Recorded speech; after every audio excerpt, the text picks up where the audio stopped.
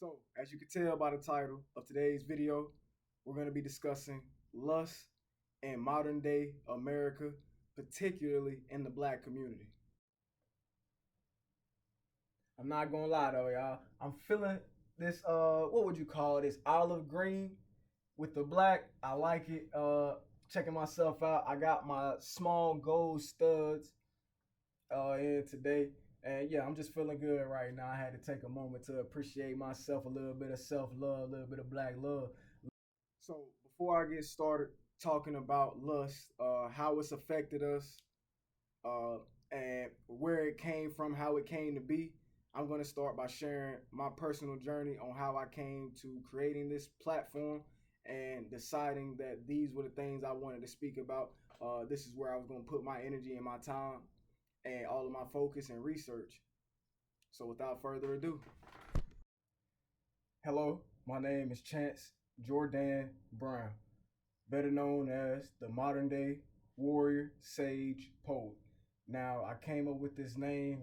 It's a reflection of my inner self. As a warrior, I've questioned things since birth, since childhood. I've had a wisdom beyond my years, hence the name Sage, and I consider myself to be pretty poetic. Now, these things all blend together to create who you see standing before you today. Um, and I'm still crafting my identity. And as I stated before, this is a journey that I intend to walk with the people, not alone. And I'm not above anybody else. I plan to learn and grow with the people. So that's my mission.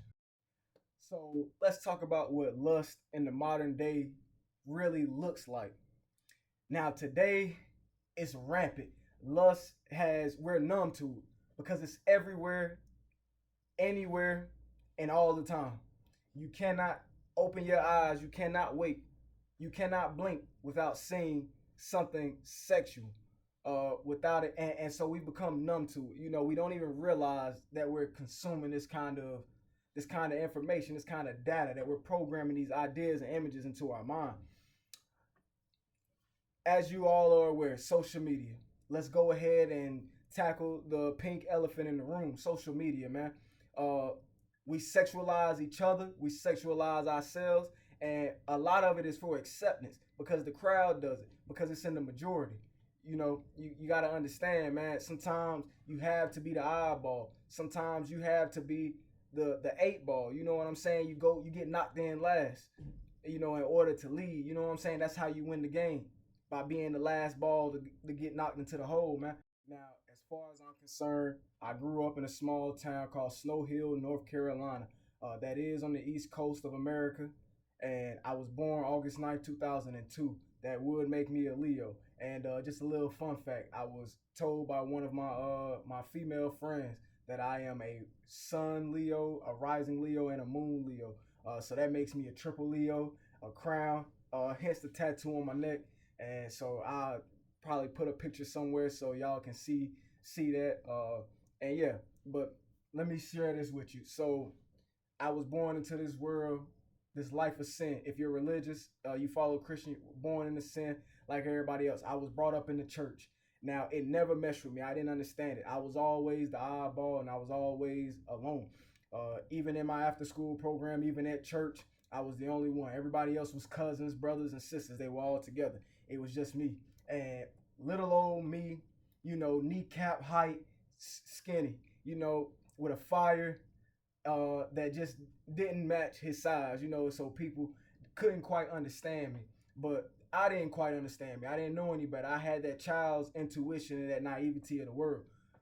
I just walked around believing in what I believed in. And little did I know I had a wisdom far beyond my years and far beyond consciousness, like outside of what could be taught, outside of my household, not even just beyond my years, just a wisdom outside of this natural realm. And that is what has led me to today, is accepting and owning that power. I'm coming into a stage now. Like I said, I am becoming. I'm not fully there yet, but I am becoming into a stage where I own my power, and I want to lead other men and women to that. Particularly black men and women. I want us to rise up and win.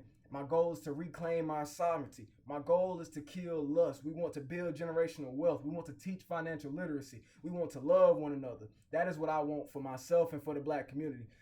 And so I got to start with number one, numero uno. And like I said, man, just join me on this journey. Walk with me. Bow, nigga. Sexual abuse.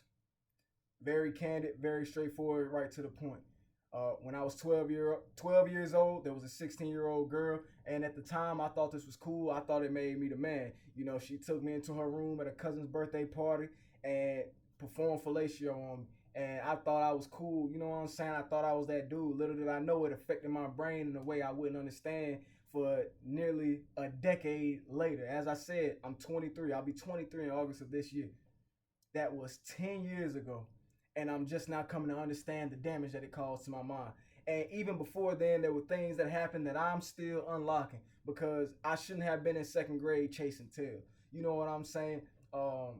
These were things that I thought were normal and natural. Little did I know at that age, those were things that I shouldn't have been aware of and shouldn't have been seeking. So that's how I got here today. I'm understanding that I needed to heal and that there are others just like me out there because my peer group would hype it up and I would hype them up and we would talk our talk and we were the guys. You know what I'm saying? That we're men. That's what we do. But no, that is not what we do. You know what I'm saying? We got to honor and respect ourselves, man. Love, sexual energy, all of this stuff, that's sacred, man. As I stated before, man, I'm on a college campus. I've been here since 2023. I'm in Charlotte, man. Charlotte is a nice, beautiful city in North Carolina, still on the East Coast. This is a little bit more west, a little bit more central North Carolina. However, man, it's a ton of people out here. For me as a man, it's a ton of beautiful women. And for the women, it's a ton of handsome men running around here with money. Like you got the Panther Stadium, you got the Charlotte Hornets, you know what I'm saying? You got the nightlife. Banking is around here. There's money to be had out here. So there's people walking around here, pockets swole, and there's women walking around here, asses popping, titties hanging. You know, call it what it is. Now, I say that because I gotta be candid. As a man, I still love and I still enjoy looking at the feminine presence and the feminine body. But there's a way to do it where you don't objectify it, where you appreciate it without chasing it, without drooling over her. You know, it's beauty. It's just like nature. You go in nature and you accept it. You be a part of it. It's one with you. You know what I'm saying? It's a part of you. That feminine energy is a part of me, so I have to respect it. I have mothers and sisters. And as men, I've heard this my whole life, man. They've told me, and it's the same men that have told me this that have been the ones perpetuating what the hell is going on now. Bro, you have mothers and sisters. How would you feel if somebody looked at your mother like that, at your sister like that? You have a daughter. How would you feel if another man is looking at your daughter like that? But we don't care. We go out there and continue to do it anyway. We gotta have. There's a level of y'all help me find the word I'm looking for. It's a word. A level of accountability.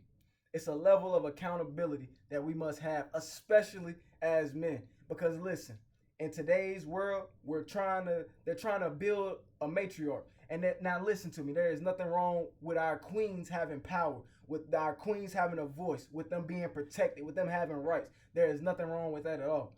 Now, however, they move in emotion. And I understand that because I was raised by a single mother. I was tapped into my feminine energy at a young age. And now I'm coming into that masculine energy and I'm cultivating it and I'm balancing out the two. I'm an emotional creature. I'm emotionally sensitive. I'm a natural empath. I feel everything around me. With that being said, man, we have to learn to love it without overdoing it, overexerting. I'm looking for fancy words, but I'm going to just keep it real and raw with you because I'm here. You know what I'm saying? I want you guys to interact with me in the comment sections, man. This is more than just a YouTube channel. This is the beginning of an empire and a legacy. Not just mine, but ours. This is something that we're building together. So, how did we get here? Sex sells, man. It's all about the money, ain't it? That money. You can't have no fun with no money. It sells. Sex sells, man. It gets your attention. And we're in an era today where it's all about attention. It's the war on attention. It's no longer the war on drugs. It's no longer the war on race. It's not it's not white versus black. It's the war on your mind. They're trying to take your mind. These cell phones. You seen the memes, man. I know y'all seen the memes. Your parents were right. Your grandparents were right. It is that motherfucking phone. Put that shit down. It's killing us. Slowly but surely. Robbing us of ambition, man. You don't see kids playing on the streets no more. And things change over time. Yes, absolutely. But according to who? Things are always going to change, but who's in control of that change? Who's making the laws and the rules that you abide by, that you follow? And who is it benefiting? These same rules that you follow when you go to school and you walk in that straight line. When you go and you listen and you do everything that your boss tells you at work. These rules and these laws, how often do they benefit you? And then when it's time for you to get yours, you have to still fight for that. Think about it, man. Think about it. Now, I'm not telling you to hate your neighbor. I'm telling you to pay attention to where it's coming from. The ones who you see walking amongst the streets with you, who you see on social media with you, are not your enemy. They are just as much a part of this as I am, keeping this system alive. So we have to find a way to heal ourselves, so when we put ourselves out there to the world, that energy is affecting.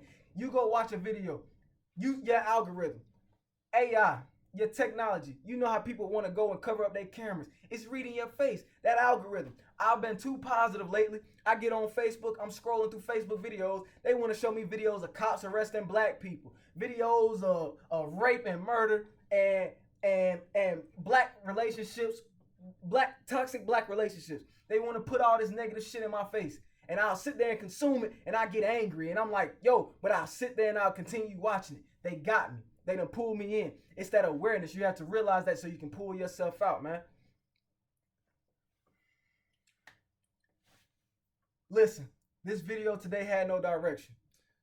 I'm gonna touch on one last topic, and then I'm gonna hang it up, and we're gonna see what we get, man. I would love to hear from the people. Please give me your thoughts and opinions, any topics you want me to discuss.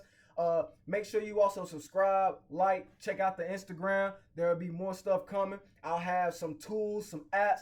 I'm gonna be coming out with coursework. It's a work in progress, man. We are building this thing together. So I'm counting on you guys to help me build together. We will all eat, right? That's what we want. We all want to have some fun. We all want to be happy. We all want to eat. So help me help you. Help me help you. Last but not least, we've identified, we have criticized, and now we will solutionize. Okay? How do we correct? Once again, it starts with self. We have to discipline ourselves. Men, it starts with us. Are we not the leaders of the household? Is that not the masculine role? Now, you see the confusion that's going on today. Men are supposed to be the leaders, but we're also expected to bend or break at every beck, whim, and call of the woman. It doesn't work. But until we take back our masculine power, until we step into our divine masculinity, they will never follow us. It won't be true following. They're going to try to walk all over you. And there's a way to do that. It's not dominance. It's your presence. It's being a man. They will follow you if there is something to be followed, like a sailor. Now, I heard a great analogy. I believe it was either Jay Barnett or Dr. Umar. But if I'm the captain of a ship and we sink, if I'm navigating the Titanic and my crew isn't listening to me and we sink and I get held accountable, is that fair? No, but that is reality. That's the reality of today. But if I'm a captain that they revere and respect, not through fear, but through my presence, because they know I'm going to get it done, through my consideration, through my heart, through my love, they can feel these things. I guide through being. I guide through being what I am, not through them. I guide through me. If we still sink, it's on me, if my crew is listening. So therefore, if you are the captain of your ship as a man, it is your responsibility to guide that ship. And I need a fleet. We need soldiers. We need an army. I need multiple captains, generals, guiding the ships next to me, on my left and my right, on your left and your right, to guide these ships, get our women and children to safety. Let's raise up a new generation. It gets to a point where it's not about you anymore. It's about who's behind you, who comes after you. Raise up a new generation, man. We have to start pouring into the youth. We have to show them the right way. If you've been told a lie your whole life, Are you going to, and you realize that it's a lie, are you going to tell your children that same lie? You going to tell your brother and your sister that same lie, someone you love that same lie? Why would you do that? But that is what we do on a daily basis. Now, a lot of us don't know we've been lied to. And if we do, we don't know what to do about it. We don't know anything else, so we do what we can. And that's understandable. And that's why we're here today, because we want to be better. If you're listening to this and these words are falling on your ears, you want to be better. So you've already taken that first step. You got to start somewhere. So as far as correcting lust, men, we must discipline ourselves. Now, like I said, I am currently building a course and a program to help men discipline themselves, to battle lust, to conquer that demon, that negative energy, to rise up, to tap into your divine masculinity. I am currently walking this journey with you, this path with you, so you are not alone.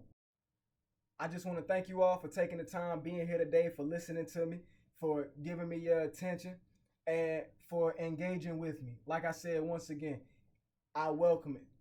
I ask, engage with me. Tell me what you want to hear. Tell me what resonates with you. Just talk to me down in the comment section, and we will build this thing together. We will build an empire. We will own our sovereignty, and we will take it back. We will be free. We will do it for our ancestors, and our ancestors before us and after us. Peace, power, blessings, black love.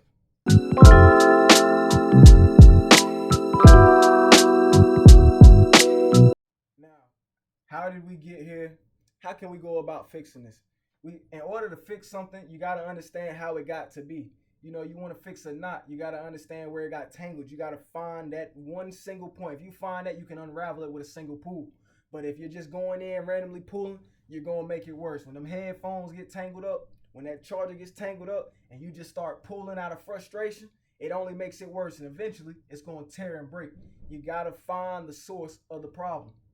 So how did we get here? It was by design, man. Like everything else. Come on, black people. Like everything else, man. Cracking our neighborhoods. By design, not by mistake. Understand that it's all an attack. So if you feeding into it, if you just give in to it, it seems insurmountable, they've got you. Now, I don't know about you, but there's an analogy I like to share. I myself am a former athlete. I was a 5-sport athlete up until high school when I stopped playing sports, getting ready to go to college, man. I played football, I played basketball, baseball, I wrestled, and I ran track. 5-sport athlete. Sports was life for me. Competition was life. I'm a natural born winner. I hate losing more than anything in the world.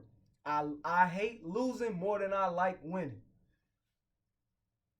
I had players on my team in high school, my football team, who I call them jersey chasers. You don't care to win. You just want to be a part of the team. You want to look a part. You want a jersey. Now, that's okay. Everybody has their reasons for what they do. But here's the thing that I never understood. This was how we did it at our high school. 6 days a week. Sunday was our only day off. Friday was our game day. Monday through Thursday, we're practicing. We're up at 5 in the morning. We're at school by 6 in the morning. Weightlifting for 2 hours. We go to school. We finish school. We practice for another 2 hours. That is Monday through Thursday. Friday is game day. Now, on this game day, you get an hour and a half to an hour and 45 minutes tops to perform. After all the hours of practice you've done on top of schooling, on top of regular life, you get such a short amount of time to perform, and you only get a set number of games, up to 11. That's if you make the playoffs. You get a few more.